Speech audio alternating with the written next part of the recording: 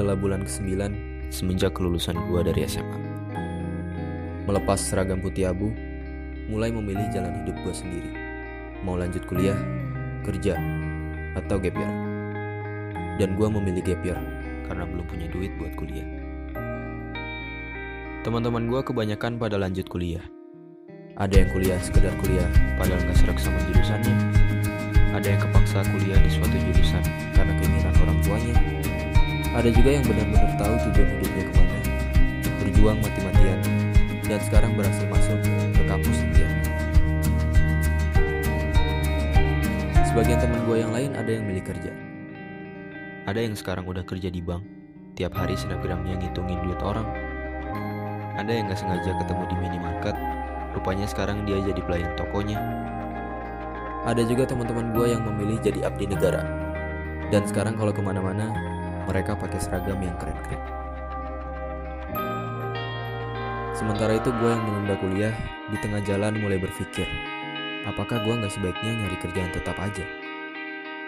Karena menunda kuliah ternyata gak semudah yang dibayangkan. Gue harus siap menerima paradigma orang-orang ketika menjawab pertanyaan, sekarang kuliah di mana? Gue juga harus siap menahan rasa kecewa ketika melihat orang-orang yang lebih berhasil daripada gue. Gue harus tetap optimis kalau gue bisa kuliah, walaupun kenyataannya keluarga gue lagi susah.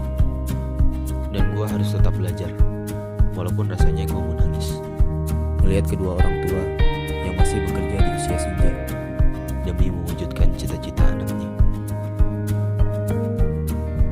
Akhirnya yang gue lakukan adalah belajar sambil kerja. Kerja apa aja yang gue bisa. Gue bisa ngedit video, gue manfaatin buat ikutan lomba-lomba video di internet.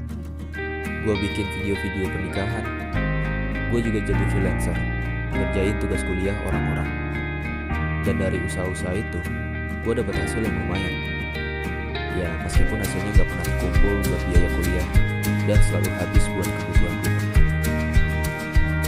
Tapi gue bersyukur, seenggaknya lebih yang orang tua gue rasakan. Sekarang bebannya telah berkurang, dan keringat yang bercucuran kini berganti dengan senyum. Kehidupan setelah SMA membuka mata gue bahwa hidup sejatinya adalah seni memilih. Memilih mana yang mendingan. Karena pilihan apapun yang akan kita ambil, ingatlah bahwa tidak ada pilihan yang benar-benar sempurna. Mereka yang kuliah pernah bilang, enak ya, dia udah kerja, udah bisa jajan pakai duit sendiri. Mereka yang udah kerja juga pernah bilang, enak ya yang nunda kuliah, bisa nyantai-nyantai di rumah. Sedangkan mereka yang menunda kuliah bertanya-tanya, kapan ya gue bisa kuliah? Bisa gak ya gue keterima kerja?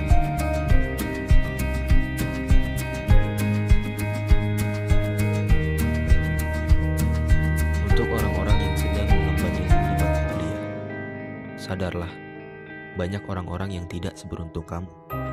Jangan menyia-nyiakan kesempatan yang kamu dapatkan. Tetap semangat, walau jurusan atau kampus yang kamu dapat tak sesuai keinginan. Dan jangan terus-terusan mengeluh atas tugas-tugas yang menumpuk berlebihan. Karena ingatlah, tugas-tugasmu itu tak sebanding dengan kerja keras orang tua yang membesarkan kamu. Untuk orang-orang yang sedang merasakan letihnya bekerja, berhentilah membanding-bandingkan hidupmu dengan orang lain. Karena manusia itu memandang dan dipandang. Ketika kamu melihat mereka, kamu merasa mereka adalah orang yang paling bahagia. Padahal ketika mereka melihat kamu, mereka merasa justru kamulah orang yang paling bahagia. Tanpa kamu dan mereka ketahui bahwa masing-masing sebenarnya punya kesedihan yang tak diperlihatkan. Dan untuk orang-orang yang menunda kuliah atau sedang berjuang meraih cita-citanya, pahamilah bahwa setiap orang ada masanya dan setiap masa ada orangnya. Mungkin belum waktunya kamu mendapatkan apa yang kamu inginkan, tapi jangan menyalahkan keadaan. Ambil hikmahnya. Setidaknya sekarang kamu jadi tahu, di saat terpuruk, siapa saja orang-orang yang tetap setia menemanimu. Siapa saja orang-orang yang terus mendukung.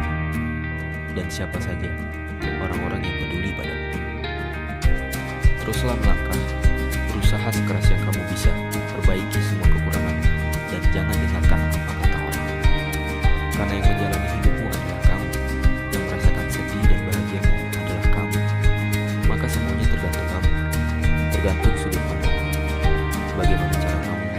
setiap cobaan?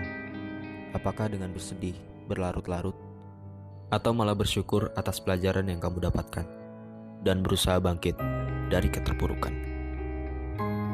Dan berdoalah, minta kepadanya supaya kamu cepat bertemu dengan waktu. Waktu yang tepat di saat impianmu terwujud, waktu yang indah di saat kebahagiaan menyertaimu, dan waktu yang sempurna di saat ayah dan ibu berkata, "Kami bangga padamu."